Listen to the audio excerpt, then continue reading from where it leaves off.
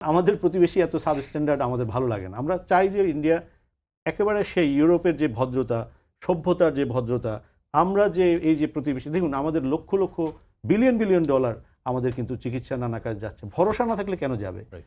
এইটাই হচ্ছে ইম্পর্টেন্ট। আজকে যে ভিসা, ট্যুরিস্ট ভিসা চালু করেছে, মেডিকেল ভিসা, ইনশাল্লাহ এখানেও তো ইন্টারন্যাশনাল অনেক ভালো ভালো হসপিটাল হচ্ছে, তারা আসবে, তাদের লোক এখানে কাজ করে, আমাদের লোক ওখানে কাজ করবে, যেখানে যেখানে আমাদের লোক ওখানে ট্যাক্স দিবে, তাদের লোক এখানে ট্যাক্স দিবে, এবং একসময় আমরা ইউরোপের মতো এখানে কোনো সংকট আছে বলা যাবে না, প্রতি বছর নিয়মিত সার্ক সম্মেলন হবে, যেটা জিয়া রহমান সাহেব স্বপ্ন দেখেছিলেন এবং করেছিলেন সেই ইন্ডিয়ান নেতারা তো করেছিলেন, সেই সার্ক তো তাদের কারণেই তো হ্যাঁ। আমার মনে হয় যে আজকে যে আলোচনাটা শুরু হয়েছে, আমাদেরকে ক্রস অনেক, এই শেষ শাশুড়ির আমলে যদি ইন্টারন্যাশনাল হাইওয়ে হয়, আজকে 400-500 বছর পরে অথবা 300 বছর পরে, 400 বছর পরে আমরা কোনো একটা কানেক্টিভিটি শুরু হলেই তো একটা জ্বলা শুরু হয়ে যায়। এটা কিন্তু ভালো লাগে না, এটা আমার মনে হয় না তাদের পাঠকরা খুব এনজয় করে আর কি।